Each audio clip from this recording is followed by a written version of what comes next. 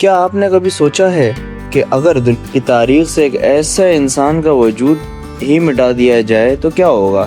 ایک ایسی alternate reality جہاں CR7 جیسا کوئی لفظ ہی نہ ہو، جہاں ریئل میڈرڈ کی تاریخ خالی ہو، مانچسٹر یونائیٹڈ کا نصیب بدل چکا ہو اور فٹ بال کی دنیا اپنے سب سے بڑے شہنشاہ سے محروم ہو۔ سال 2000 میں لزبن کے ایک اندھیرے اور سنسان ہاسپٹل میں یہ خوفناک سینیریو سچ ہونے کے بالکل قریب تھا۔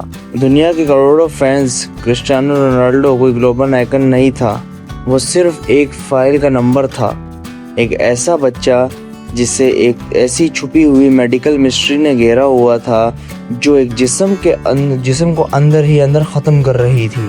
ہم میدان کی کہانیاں تو جانتے ہیں، لیکن آج دا گریٹ انسالوڈ پر ہم اس چھپی ہوئی حقیقت پر سے پردہ اٹھائیں گے۔ جب دنیا کے سب سے بڑے ایتھلیٹ کا کیریئر شروع ہونے سے پہلے ہی ایک ہاسپٹل کے بیڈ پر ہمیشہ کے لیے دفن ہونے والا تھا۔ سال 15 کی عمر میں کرسٹیانو رونالڈو کا ٹیلنٹ دنیا کے سامنے آ چکا تھا، وہ تیزی سے آگے بڑھ رہا تھا، مگر اس شہرت کے پیچھے ایک ایسی خاموش بیماری تھی جو ان کے قدم کا پیچھا کر رہی تھی۔ ہر میچز اور ٹریننگ کے بعد جب باقی بچے نارمل ہو جاتے تو کرسٹیانو رونالڈو کا سینہ گھنٹوں تک تیزی سے دھڑک رہا ہوتا تھا۔ پہلے جب سب نے سمجھا کہ یہ صرف ایک عام تھکن ہے، مگر سچ اس سے کہیں زیادہ ڈراؤنا تھا۔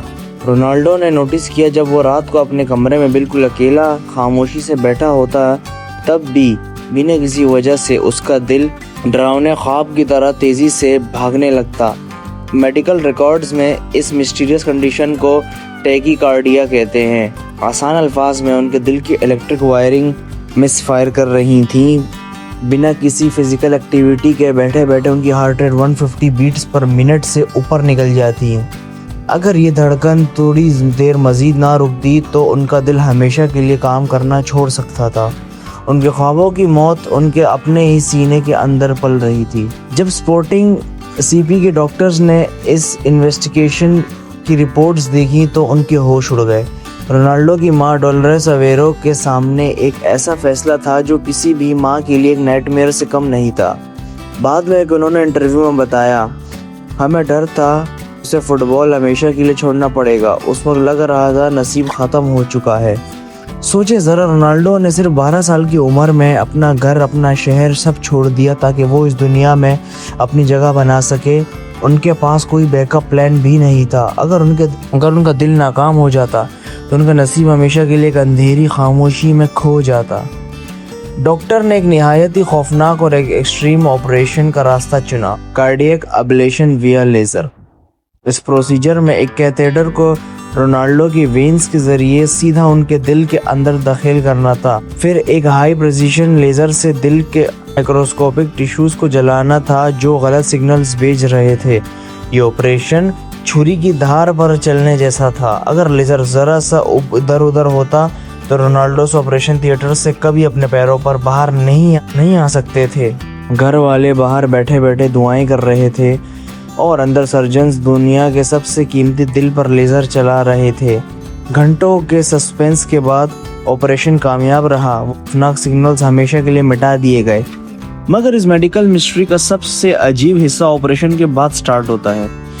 عام طور پر دل کے اس طرح کے آپریشن کے بعد مریض کو ہفتوں تک فزیکل ایکٹیویٹی سے دور رکھا جاتا ہے۔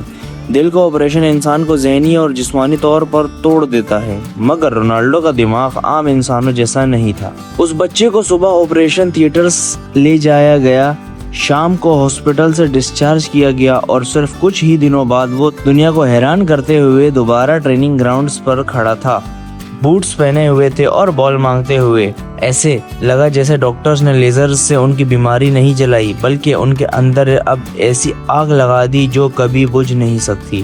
اپنے کیریئر اور زندگی کو اتنا قریب سے ختم ہوتے دیکھ کر ان کے اندر کا ڈر ہمیشہ کے لیے ختم ہو گیا، اور ٹھیک 3 سال بعد سر ایلیکس فرگوسن نے اس انمول ہیرے کو دنیا کے سامنے پیش کر دیا۔ آج دنیا رونالڈو کی فٹنس، ان کی گولز اور ان کی شہرت کی دیوانی ہے، مگر ہم اکثر بھول جاتے ہیں کہ ان کی زندگی کا سب سے بڑا میچ کسی اسٹیڈیم میں نہیں بلکہ لزبن کے ایک سنسان ہاسپٹل کے بیڈ پر کھیلا گیا تھا، جہاں انہوں نے موت اور ناکامیابی کو ہمیشہ کے لیے ہرا دیا تھا۔ وہ مشین جو اس دن بنی اس نے پھر پوری دنیا پر حکومت کی۔ دا گریٹ انسولو کی اس ویڈیو کو دیکھنے کا شکریہ۔ اگر آپ کو کرسٹیانو رونالڈو کے کیریئر کے یہ چھپا ہوا راز پسند آیا تو ویڈیو کو لائک کریں، چینل کو سبسکرائب کریں اور بیل آئیکن کو دبانا مت بھولیے۔ آپ کو کیا لگتا ہے اگر رونالڈو کو یہ بیماری نہ ہوتی تو کیا آج وہ اس مقام پر ہوتے؟ اپنی رائے کامنٹ میں ضرور بتائیں۔ ملتے ہیں نیکسٹ کیس میں، تب تک کے لیے thank you and good bye.